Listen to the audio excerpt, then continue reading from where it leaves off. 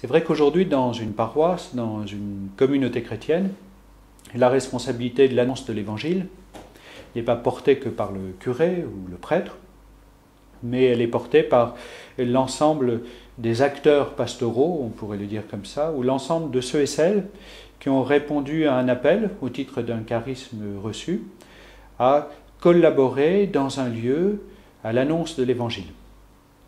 Cette collaboration se vit parfois, c'est parfois vécu surtout dans des périodes de transition où on passait d'une église dans laquelle la responsabilité était la plupart du temps portée par des clercs à une église dans laquelle la responsabilité était portée par de multiples personnes, y compris par des laïcs.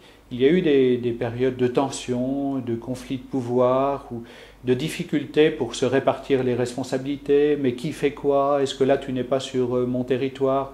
Donc comment harmoniser tout cela?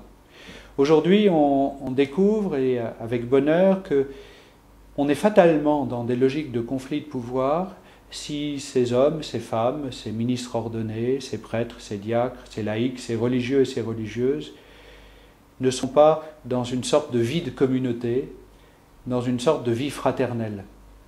C'est-à-dire que bien des logiques de conflit de pouvoir sont en quelque sorte dépassées dès l'instant que l'on se retrouve pour partager la prière, pour partager la parole de Dieu, pour partager le repas et la vie fraternelle.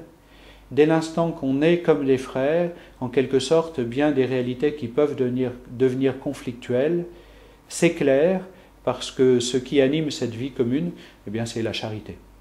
Alors, une fois qu'on a dit cela, bien sûr, il reste la nécessité de répartir les tâches, d'harmoniser les actions des uns et des autres pour que chacun aille dans la même direction.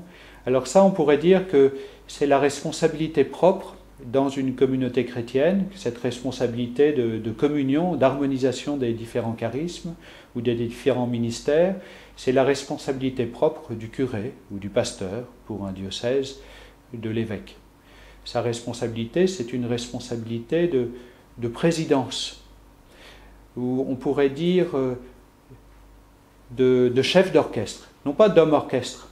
L'homme orchestre, il fait tout lui-même.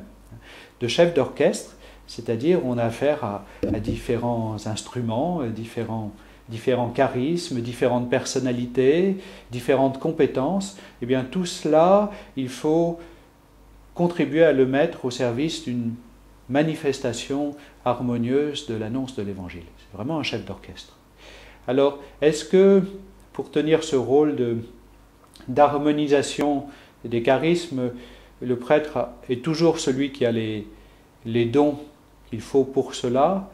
Pas toujours. Il peut s'associer, prenant la mesure de ses difficultés, par exemple à animer une réunion. Il peut demander à un membre de la communauté, ministre ordonné ou pas, d'être l'animateur.